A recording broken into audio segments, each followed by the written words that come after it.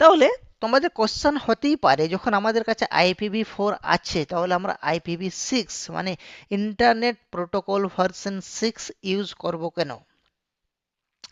তার কারণ হচ্ছে আইপি অ্যাড্রেস, আমরা বললাম যে আইপি অ্যাড্রেস হচ্ছে ইউনিক নাম্বার।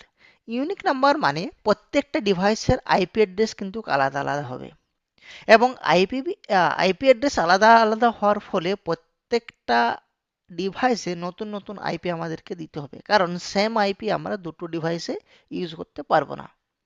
এবং দেখা যাচ্ছে যে দিন দিন আমাদের এই ডিভাইসের সংখ্যা বাড়ছে, এবং ডিভাইসের সংখ্যা যখন বেড়ে যাচ্ছে তখন আমাদের IPv4, যে IPv4 এর যে রেঞ্জ সেটা কিন্তু কমে যাচ্ছে, মানে যে রেঞ্জ তাতে যে আইপি অ্যাড্রেস আমরা পাচ্ছি সেই আইপি অ্যাড্রেসের লিমিটটা কমে যাচ্ছে, ফলে আমাদের IPv6টাকে ইউজ করা হচ্ছে।